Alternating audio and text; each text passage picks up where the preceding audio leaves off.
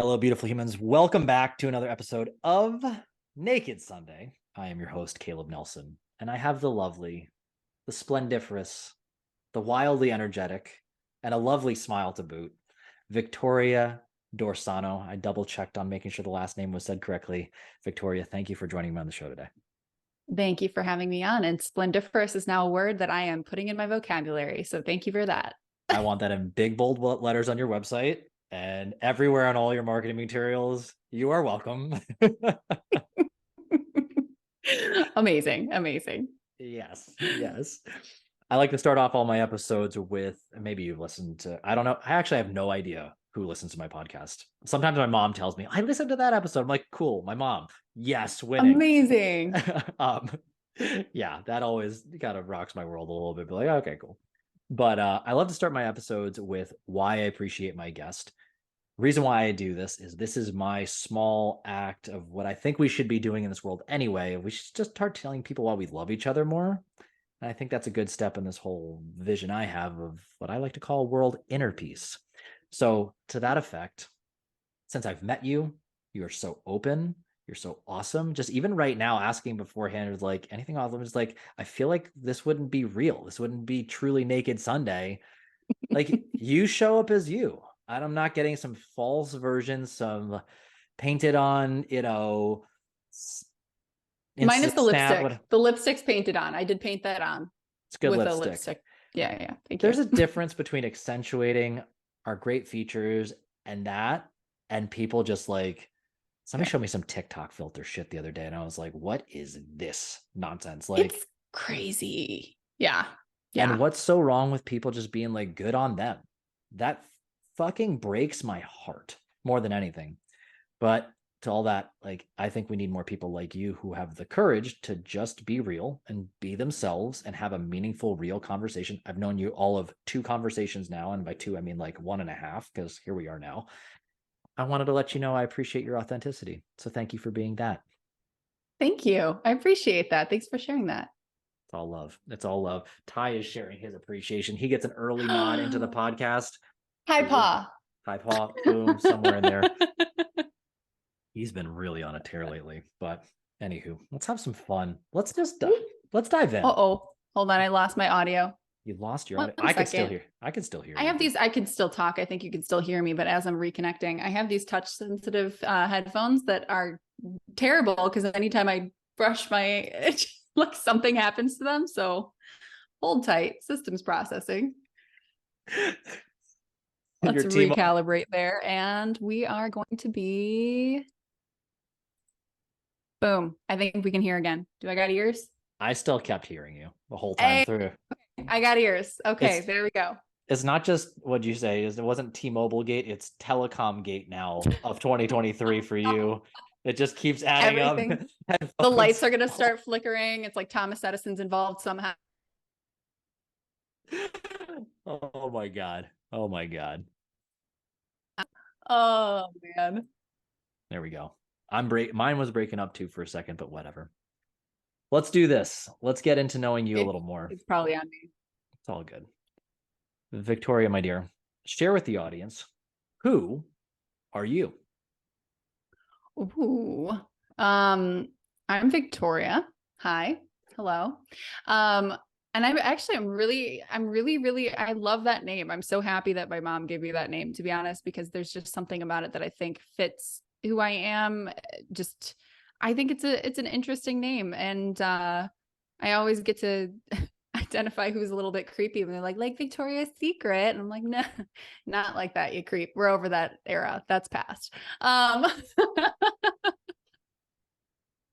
Anyways, so I like to call myself like an enthusiastic person, an enthusiast of life, somebody who's just overall joyful and a lover of trying new things and just here to inspire people to have childlike wonder and joy, because I'm constantly I think learning new things and trying to pick food outside where I can do weird things like that. Sorry to all my neighbors who are like, who's this strange lady picking leaves outside of our It's me, I'm foraging. But yeah, I just feel like I'm here to kind of like inspire some childlike joy. And in the process of doing that, also, manage my life in a way that's not 100% childlike and somewhat responsible adult and have that good blend of things. But that's who I'd say I am in a nutshell, is just like a whirlwind of fire, passion, enthusiasm, and joy. Modern day foraging in the mean streets of Chicago. Yeah. Have you heard of wood sorrel? It's delicious and it tastes like lemons. And they're tiny little, they look like clovers. They're so cute. I would never have guessed in 1,000 years that you would find foraging to be a, we'll call it a profitable type of endeavor in in the streets of Chicago within You the know, city. I don't know if profitable would be the word, but we could call it delicious. Oh my God. You're hysterical. Well, if Oh, nothing else, we've already got tapped into that childlike joy and wonderment right there. That's very on brand, we shall say. yep. Yep, Yeah. it is. It is. What's on brand for you? Who's Lev? Who's Caleb?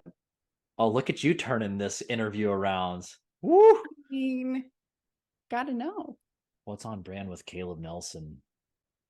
That is a good question. When last time somebody asked me who am I go, ultimately, and I think we're all this, I'm a spiritual being going through a human existence. And I think one of my challenges in this life is, and part of my path, is to remove all the excess so only just like the purest version of me shines through. And why I share this is a few years ago, I did a shamanic drumming session and I went through a whole bit. There was like a visualization piece in it. I'm like crying in this woman's office and I just met her and we're just like friends. Couldn't tell. Wow. I'm all in touch with my emotions. My wife is like, "You're the chick of this marriage," and I'm like, "You're right." Um, and there was this visualization where I was like walking up this mountain. There's a lot more depth beyond this, but I'm kind of skimming over it a little bit.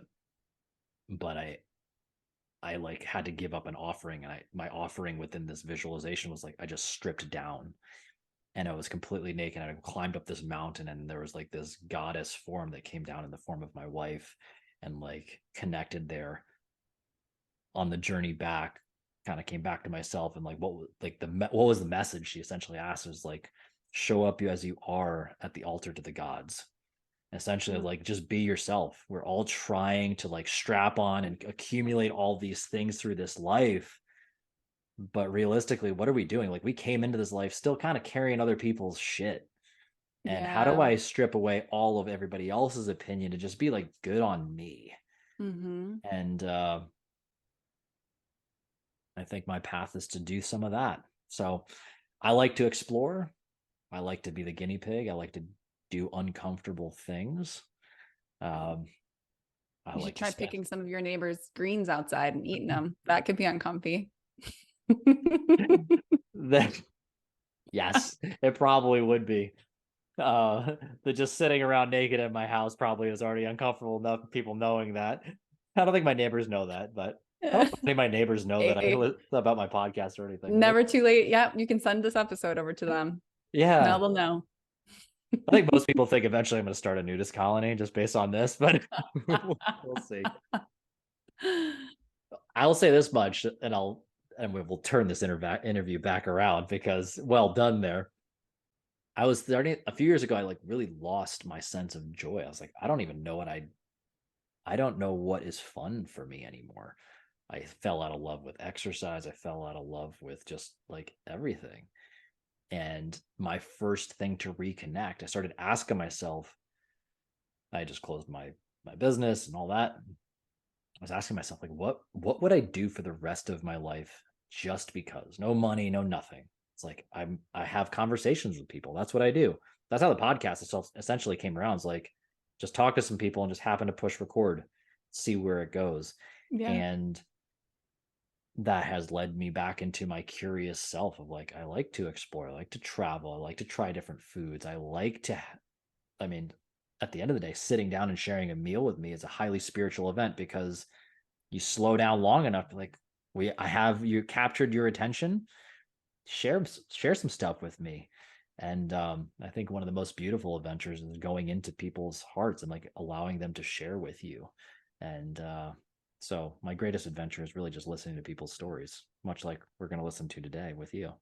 I love that. Yeah. And you can really like, I feel like you can live the world like through connecting with other humans, like their experiences. The world is so big. There's so many different things going on, so many different things to see. And if you're an adventurer, somebody that's curious, somebody that um loves those things, it really gives, connecting to people really gives you an opportunity to have those experiences through the eyes of another, which can oftentimes even be better than you going and experiencing it yourself sometimes. So yeah, that's a really cool thing.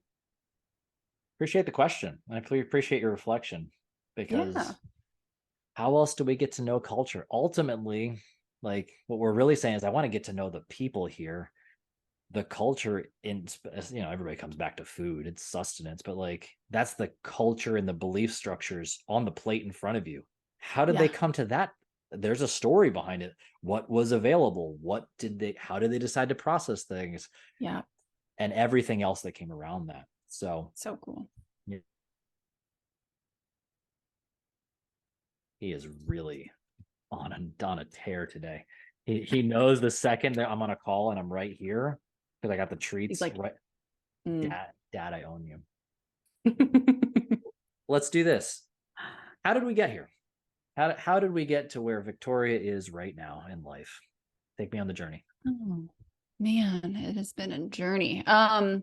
Yeah, a long and winding road that I've come to appreciate as being the continued winding road. I think people enter this world sometimes having this idea of what life is going to be is like life is a straight road and it's going to have some bumps that are occasional interruptions, but we start to realize is like no, life is a windy road with a lot of potholes and mostly interruptions, and the actual process is like learning to navigate those interruptions. That is the process of life. It's not like this beautiful pristine road. It's like, oh, okay, I get it.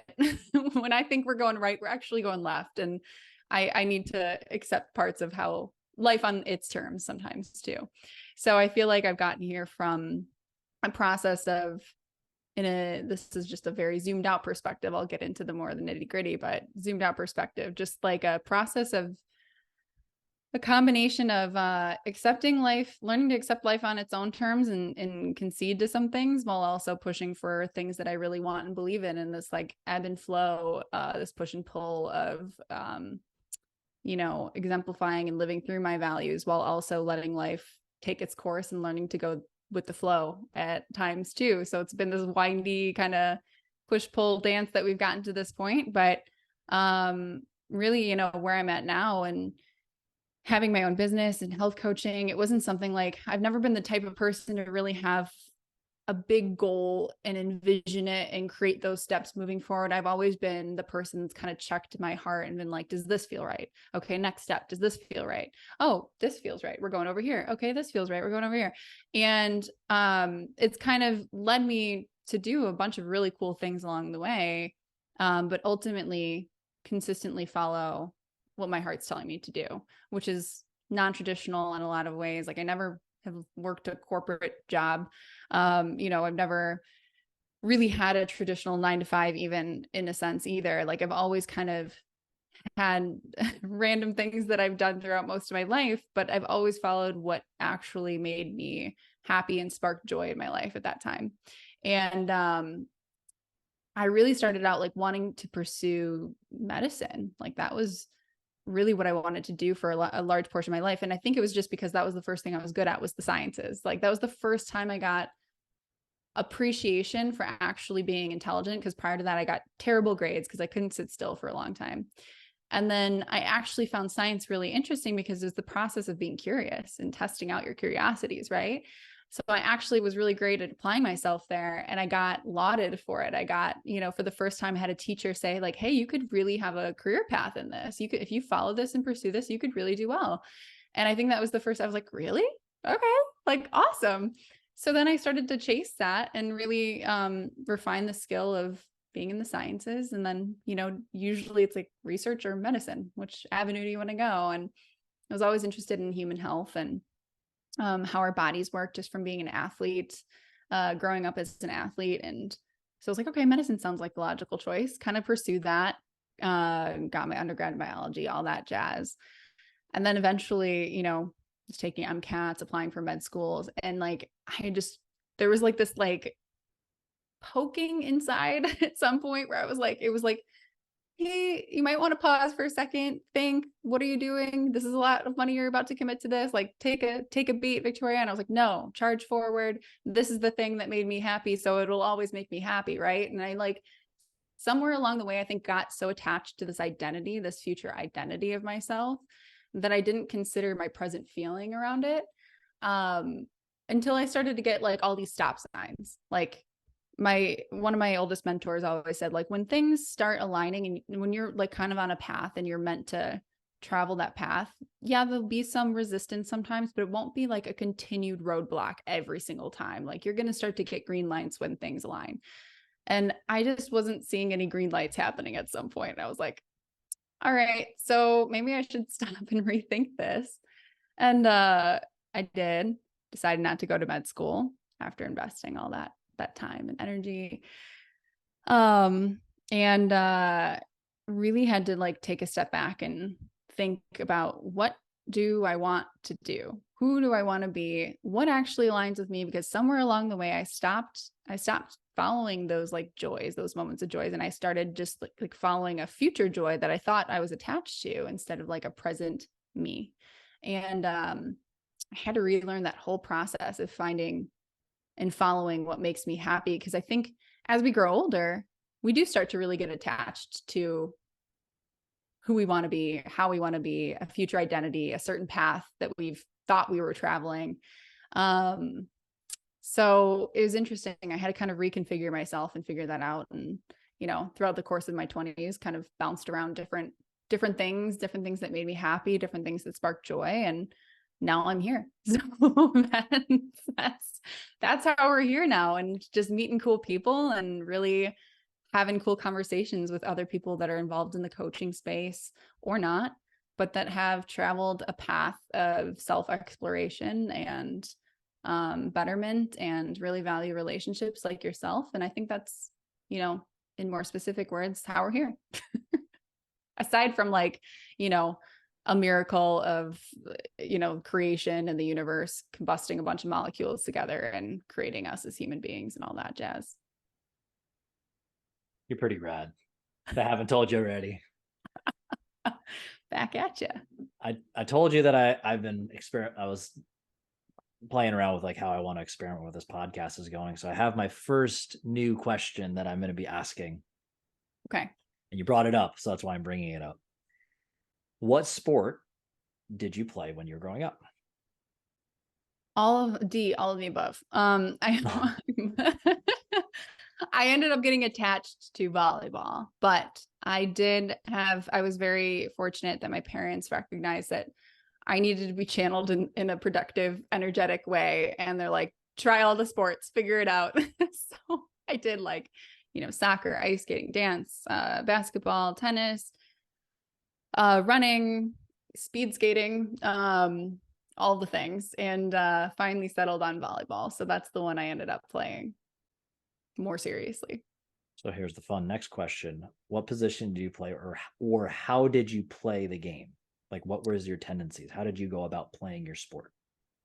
So I started off as a middle in volleyball, so indoor sixes. I was my current height when I was like 12 years old. I grew very, very tall, very fast. So 5'9", 12 years old, and I stopped growing. So they're like, you're going to be a middle. But then if anybody knows collegiate women's, volleyball, or even high level high school volleyball, most middles are like getting like 6 foot, 6'2", and then in college, like 6'5". So I was a shrimp, but I knew how to block really well from being a middle. So they moved me to right side. So that's where I played. I had to learn how to play with less power, more finesse, and more strategy because I was a smaller player for more of my advanced years of playing. So I played smart, and I cross trained in beach volleyball and brought a lot of the skills from playing twos in beach volleyball to indoor. So if anybody's listening and has played both beach and indoor, which I don't know if if that's going to be the case, in beach volleyball, and Caleb, I don't know if you know a knuckle, like if you know, they knuckle the ball a lot. So you create this like flat surface on your hand, and instead of hitting, you can knuckle the ball, and you can make it go short, you can make it go long. It's a very versatile tool. Nobody does that in indoor ever. Like it's a weird thing to do. Nobody sees that happen. So I would do that a lot, and people would just get so confused as to what I was doing indoor. They're like, what did you what? They were like looking at my hand like, did you just claw the ball? Like, what's going on? So I would kind of do things like that and make it a little like different and spice it up a little bit, because I just had to use the tools I had to my advantage. So that's how I played. So I'll share with you why I asked those questions. And it's something we actually ask in our group pretty often. I think that sport is a really powerful way for us to realize what our tendencies are and how we go about life. So I'm curious, and I'm kind of seeing a little bit of how you approach life in general, but like, how has that parlayed into how you do business or how you just go about your life? Yeah, I think so. For me, I'm a big fan of like multi-potentiality. Like I don't like to isolate my interests to one thing. So I like to learn some things like about, what was that, your dog in the back? Heard that, Oh, huh? oh. He's somewhere and I don't know where he is, but he just wants my attention. He's like, I'm here. Talk about multi-potentiality there. Yeah, We're yeah, stumbling yeah, over yeah. my words. So, yeah, I like to take things from one area that I've learned and apply them to another that's probably not directly connected. I think there's so much value. Like I was reading an article about, I don't know if it was NASA, and they were hiring people for like certain roles that had no classical training in that role, but had this, more training in these complete different other areas of focus. And they'd come in and they'd be able to solve these problems that nobody else had been able to solve because they're looking at it from a completely different purview. And I think just being a curious person, that's a gift that I've nurtured and continue to nurture, is knowing a lot of weird things that can sometimes apply into what I do as a business owner, and creatively, solve some different problems that maybe wouldn't have been as easy for other people. So I think that's kind of how it applies for me, is like taking those skills across different sports. I consider beach volleyball a different sport than volleyball because it's played completely differently. But so taking those skills from a different sport and applying it to, another category, I think that's really something I do well, and how that kind of shows up in my day to day. Like foraging, like, just getting your vitamin C. If you have scurvy, which no one has scurvy, you can go out and get some wood sorrel from your neighbor's yard because they grow everywhere and you're good. It's got tons of vitamin C. So now you know. I feel like I need to name this episode like Foraging for Life or Foraging for the Spice of Life. I got to come up with I some clever love shit. it. You like that? Okay, I think I'm gonna I roll with love that. it. But I it will. really, like, all that stems from, again, I think it stems from me. Like as a kid, we had this big backyard, and we had like a, half acre backyard. And I think it was a full acre in back and full acre in front. It was a large chunk of land for the suburbs of Chicago. But we had these woods, and my sister and I would go out, we'd find like mulberries, and nobody eats mulberries. I still go out and eat people's mulberries. I think they're delicious. But we'd find all the things that you can grab, and like I think it just comes like that freedom to explore and all of that. So I think that's just where it stems from, is having that space to explore and have fun and foraging and curiosity. So yeah, foraging for life. I like it. Foraging for Life. If you're ever wondering, I have plenty of friends who just call me up. I think maybe I told you this already, but plenty of people just call me up. You need a tagline? I got you. I Yes. got you. I played a lot of Scrabble growing up, both in French and in English. So like I've stared at a dictionary to like get my head wrapped around a lot of words. Got you covered. There Anytime you I go. register for another beach volleyball league, I'll make sure that you are the one creating the name for it. I got you covered. That we Thank will you. win. We will win for that. I got you covered would be actually be a really great beach volleyball. Like I got you covered on the court, just saying. Anyways. Nailed it. So you went a different path there. Obviously, you walked away, you navigated away from medicine altogether. Well, let's call it the traditional medicine route. Sure. What got you to the coaching space? Like what attracted you there? So when I was navigating through my sport of indoor volleyball and figured out, beach volleyball might be a better route for me to go because I'm a shorter player. I can learn how to take some of these skills away. I had met my mentor, my first mentor, and he was a beach volleyball coach in the area, Tay, and he was like the only person coaching beach volleyball in the Chicagoland area because he had access to these indoor sand courts. And I really wanted to get better at it. I found like this passion to get better at that sport. I loved it.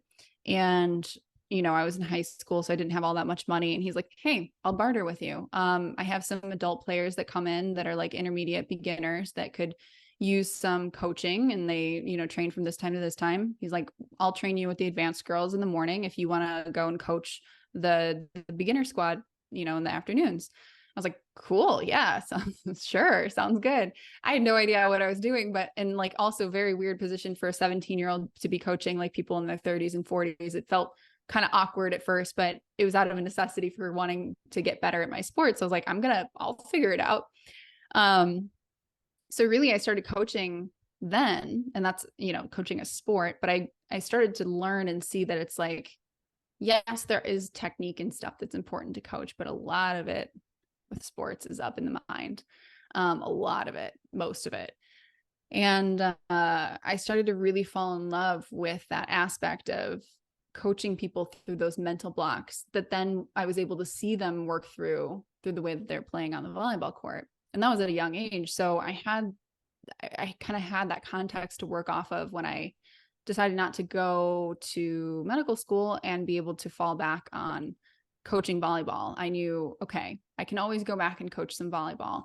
It still fulfills that need for me to really help people in a certain way that I love to help people, which is with mindset and, the volleyball skill. Sure, that's a part of it, but it was really about the mindset piece. So I think it's always been a part of my life since that age. It was just how it evolved and changed into coaching volleyball to, coaching race car drivers to coaching people in their health, because that's still always something I'm passionate about. So, and have been passionate about.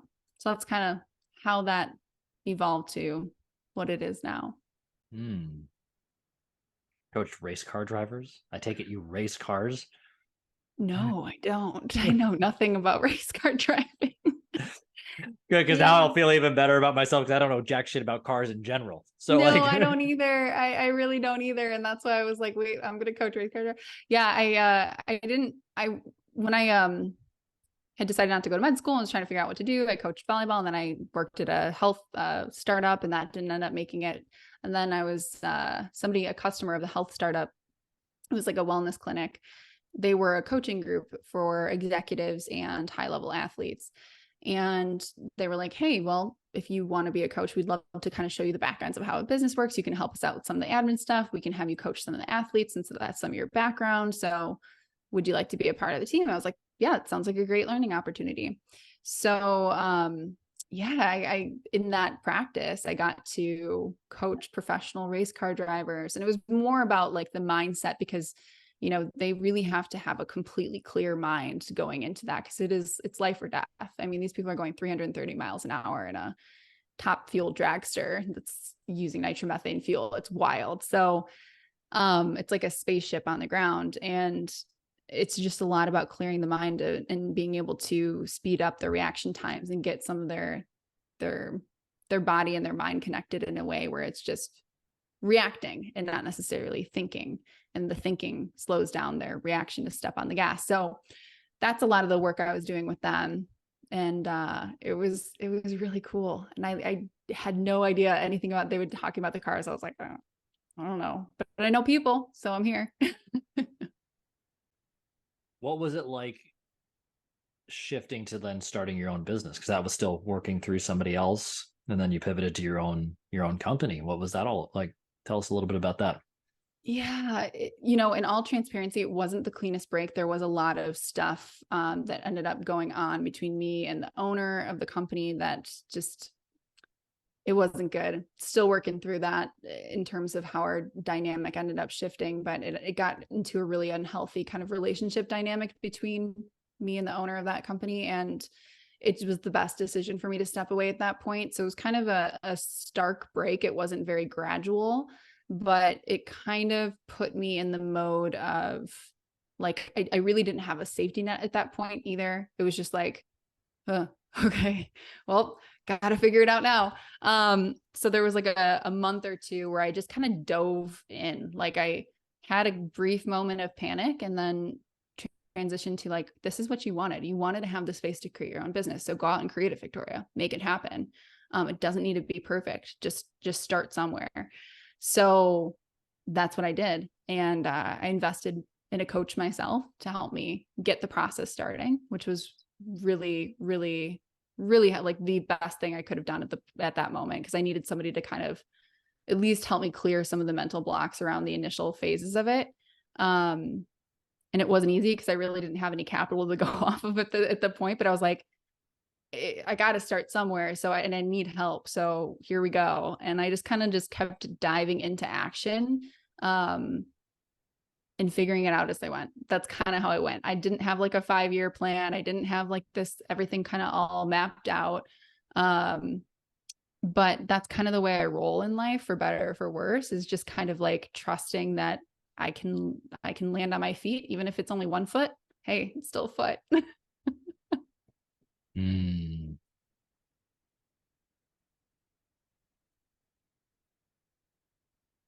I'm always curious about what people have learned about themselves through just coaching. Obviously, running a business, you just shared something pretty powerful, like, hey, I can handle it. I'll land on my feet.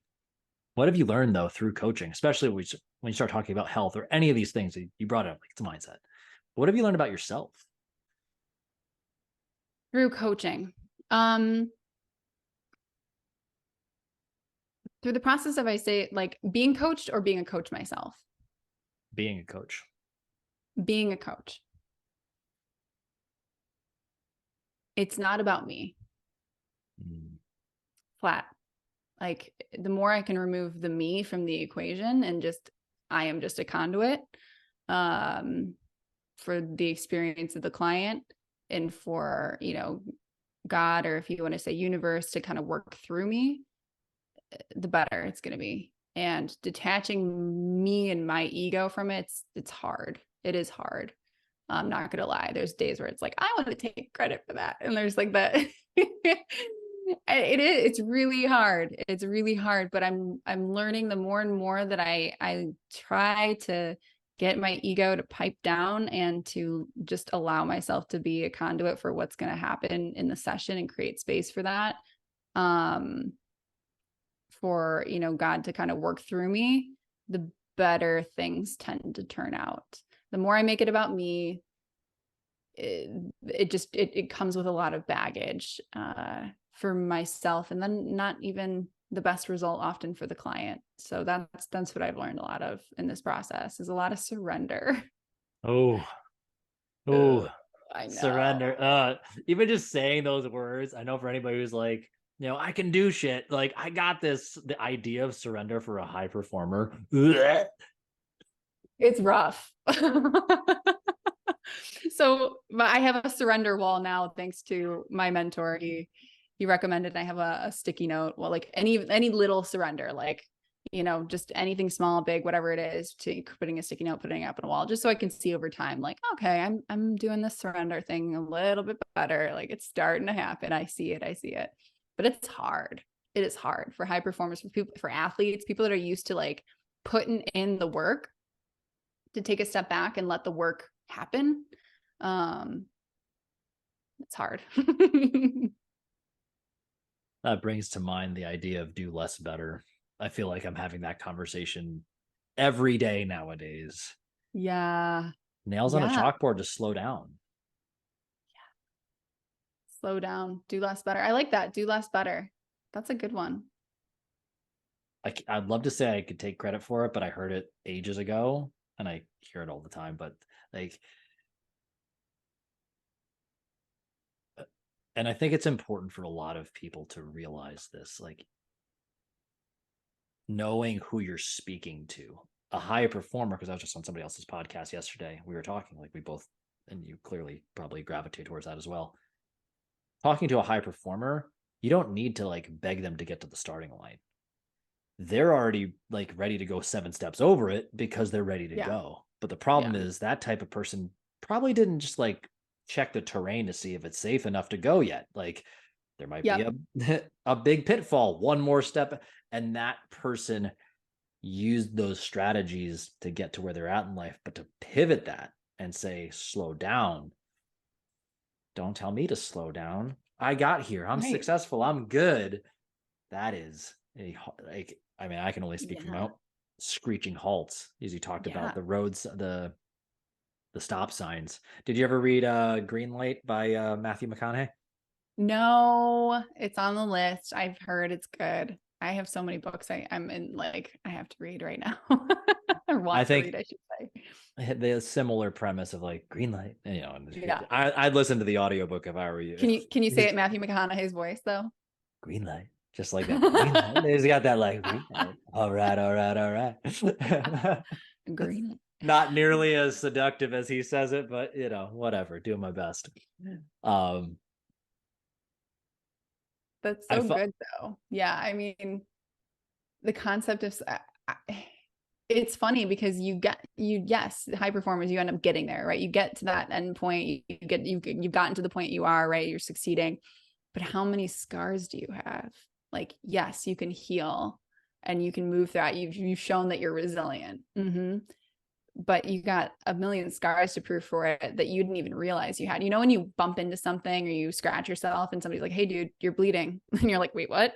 Like, that's how I feel like high performers are. You become so detached from the sense of the scarring that you carry through going through those pitfalls that you could have foreseen if you paused, but you didn't. I know I'm at least speaking about myself. Like I can just roll with the punches and throw myself into chaos and figure it out and get it done. But I will twist an ankle through, down the road. I will, and I'm using metaphors, obviously not physically twist my ankle, hopefully not, but, just take those little injuries that you don't really recognize as being injuries until you're farther down. You're like, ooh, I really damaged part of my psyche going through this, or part of my nervous system, or part of, whatever it is. When I could have done it a little smoother if I paused and went slower and more intentionally and all those things. So that's kind of the process I'm in right now. It's like, yeah, I got here, but like, I'm a little banged up. Well, I think you're bringing up something very powerful. I can't remember the first time I heard somebody say this, but it's like, what got you here ain't going to get you there. And especially for a high performer, I tend to deal with people who have high aspirations like yourself, but like more purpose driven, like deep, soulful kind of stuff. And it's a lot of these like legacy projects, big things. Yeah. And cool, you got here. Your current foundation was strong enough to hold your current level of success, but it's not stable enough or strong enough to hold the next level. And it's going to require more people, more trust, more letting go, more surrender. And especially when you get to stuff of legacy, you're going to die and you're not even going to see the end result of it. The ultimate surrender. Yeah. The ultimate surrender. Exactly. And that, I'd be curious to get some of your takes on this. I know a few years ago, my dad almost died, and like that, I consider that my spiritual awakening. I was like, oh shit, I'm going to die. Like, this is a real thing. I had a very powerful moment of like, oh, I'm actually dead on the inside. I'm not living up to my own potential. This is when I started investing in like some counseling, coaching, spent a small fortune on it, worth every penny. But I think that the high performer, the weak high performer, is running from death, avoiding it. Tyson, come here. I have a treat for you. The grounded, even though they'll probably detach themselves from the name high performer, is accepting that death is coming and realize, and like, that's the surrender of like, I'm going to go prepare for death. What does that mean? And there's a slowing down that comes with this, because it's now, instead of rushing to the end of a project, it's how do I keep the game going as long as possible and experience as much quality of life during that. That is a very different way about living your life. We want to talk about work-life balance, avoiding burnout, blah, like, the kind of the common culture stuff, finding harmony, whatever you want to call it. Yeah. That's been, to me, when I think about the scarcity versus abundance kind of spectrum, there's that spot in the middle where everybody just keeps banging their head, stop sign, stop sign, stop sign, until they go, I better surrender to this. Like, I'm going to die. And my fear is always like, do you need to confront like somebody that you love dying or something truly tragic before you go, oh shit. Yeah. I really only got one shot at this. Yeah. I've gone on a rant, but I'd love to get your thoughts on some of that.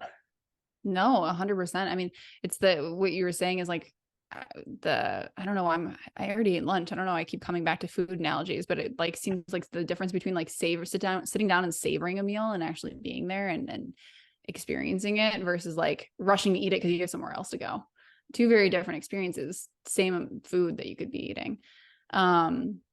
And I feel like that's the same thing that what you're saying is like somebody actually accepting death's coming and slowing down and planning for it and trying to kind of savor the rest of life's experiences that are there for them versus like thinking ahead. I think it all comes down to like trying to be somewhere you're not. You're always trying to like be somewhere you're not, right? And that's I find that like that's a mic drop right there.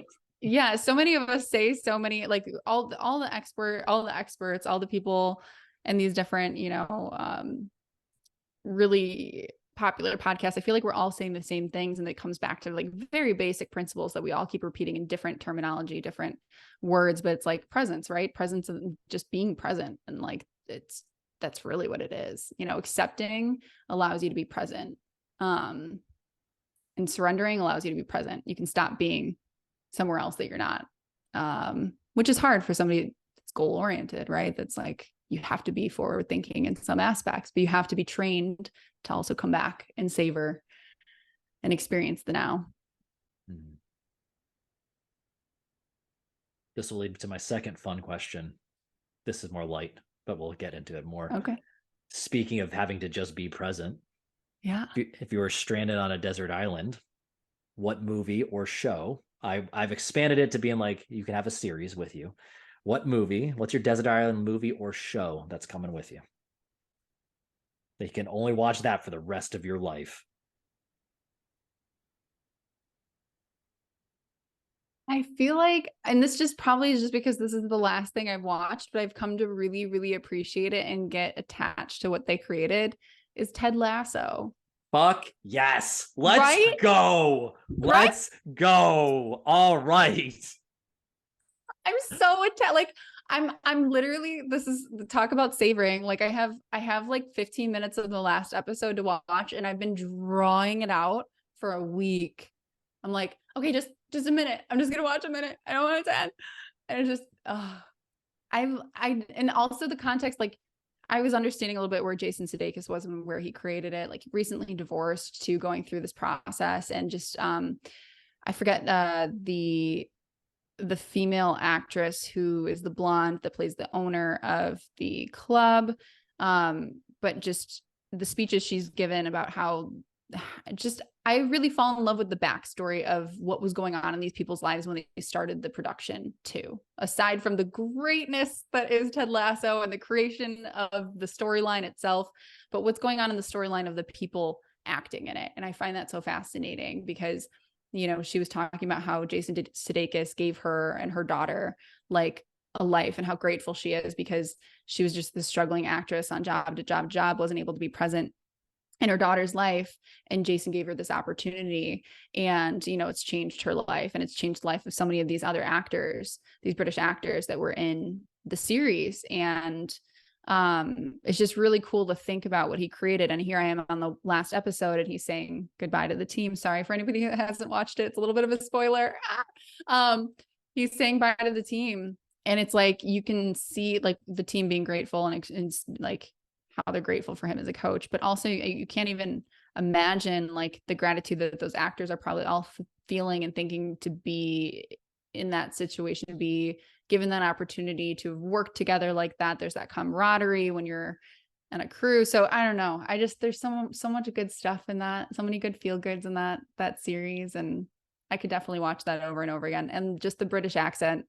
I mean, it's funny. My mirror neurons go off like crazy. And all of a sudden I want to say things with British accents all the time too, which is hilarious. But, so yeah, I'm a fan. I don't know. So I take it you're a fan of Ted Lasso. Favorite show. 100% favorite show. Wow. Yes. Wow. I have already rewatched the whole series about 4 times.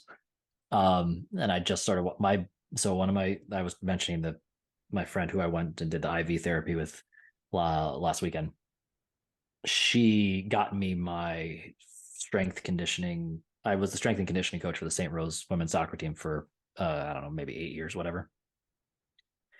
Anyway, we've stayed friends. We've been known each other for a long time.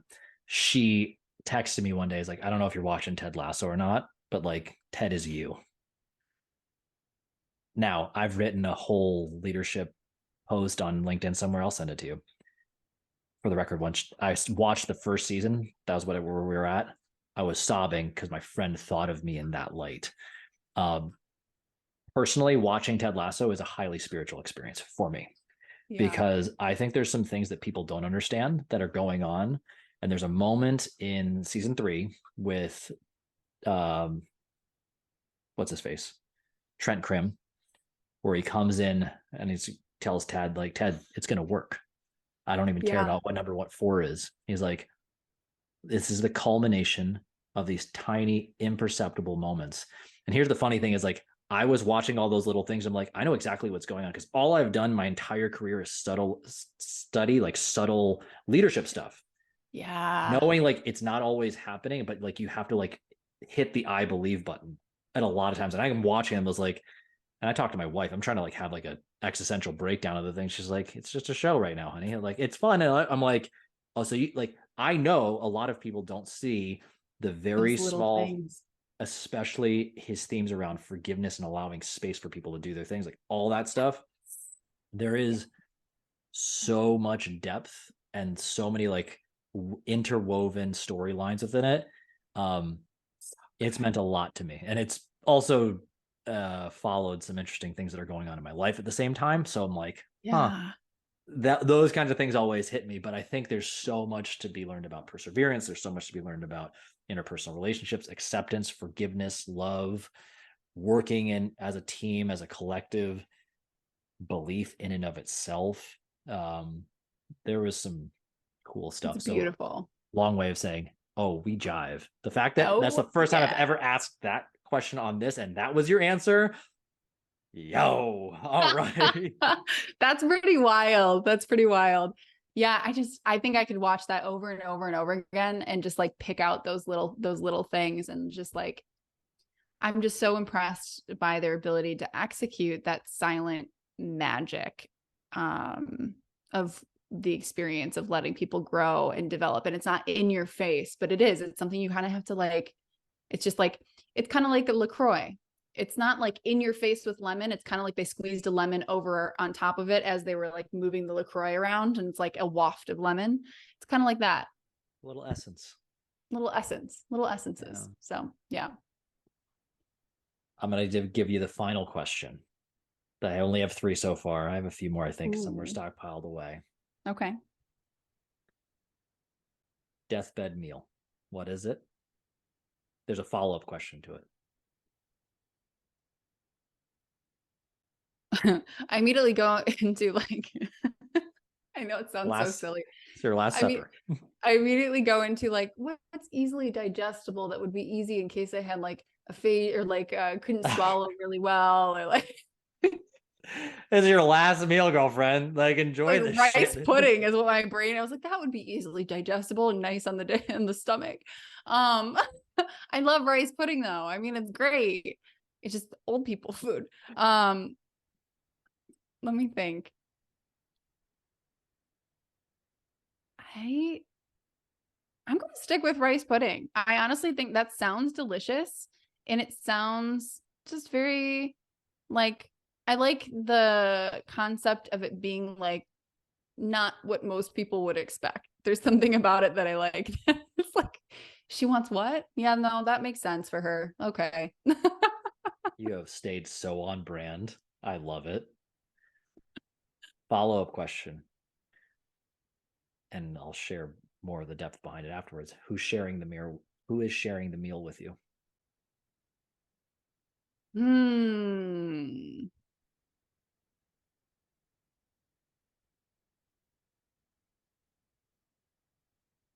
There's some interesting, I think there's what my brain conjures up as what I'm thinking currently as me, and then there's like what I would like it to be. Which answer do you want? That's the fun part. You answer it how you want. I think I'm what my brain conjured up as it is right now, and whoever is listening to this can implement it, whatever psychological experiment you want to, however you want to psychoanalyze this. But I think I for whatever reason, my first thought was like, I want my family around, like my mom and my sister. Like, so there's a concept that I'm going to like that there's no guarantee that I'm going to be living into my 80s and 90s. When I envision this, my first thought is it happening like as I look now, sometime soon. Not that I want to die soon, but I think there's a part of me that, I've lost a parent. I've lost my dad in 2017. So there's a constant, a lot of friends. So I think there's a concept of me that's very comfortable with the concept of our own mortality, and that we could die tomorrow. I could die tomorrow. So I think when I envision it, I'm like, oh, yeah, I'd love my mom and my sister and my husband and close friends, like everybody that's in my inner circle there now.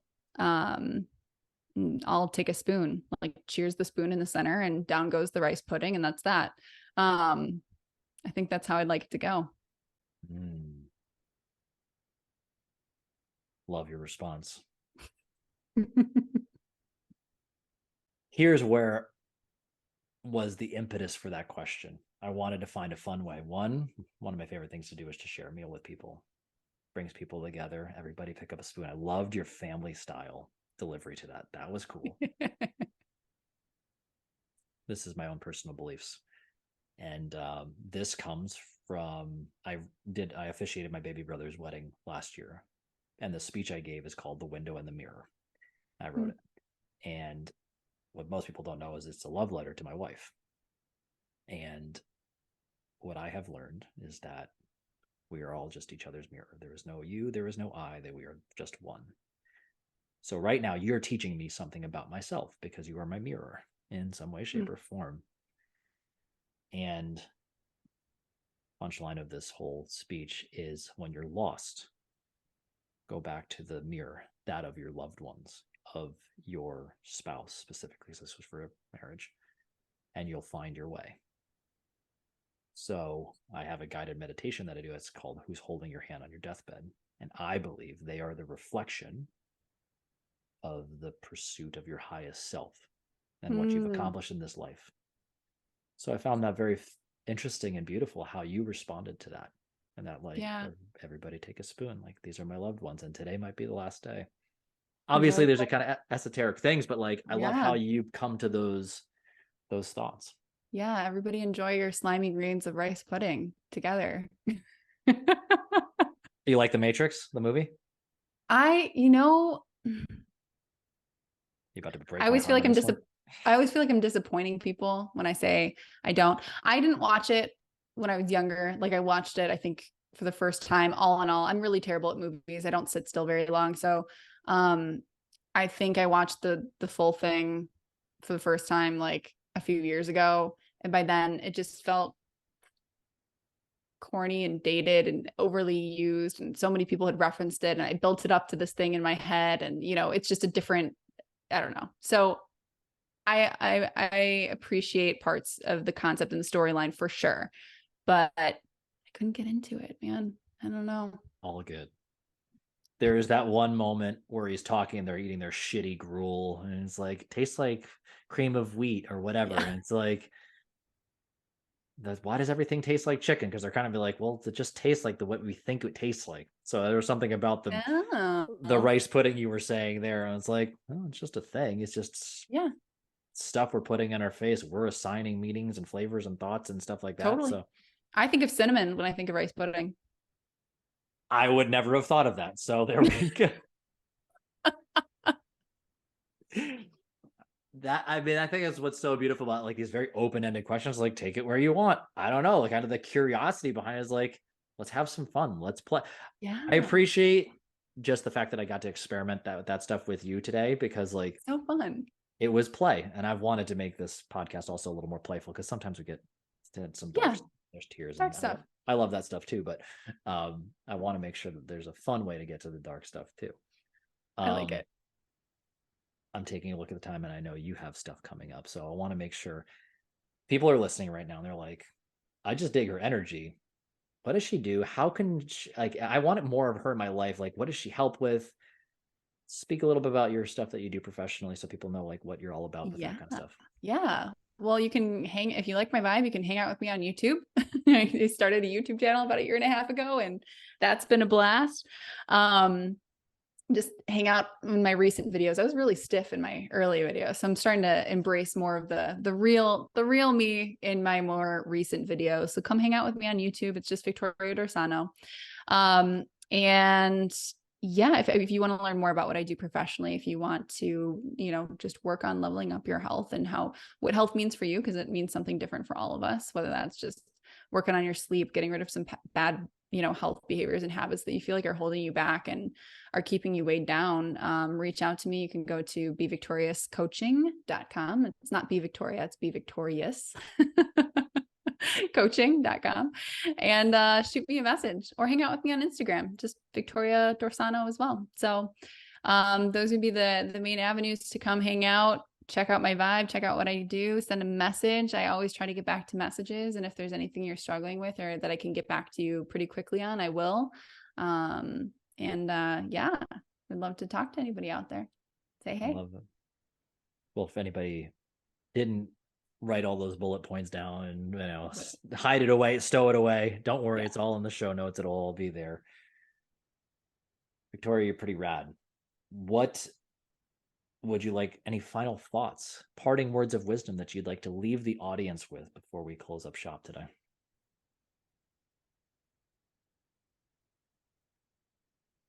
I think one of the funny, yeah, I think one of the funny and simple things that I love reminding myself, like if you don't like where you're at, move. You're not a tree. You're not stuck to the ground.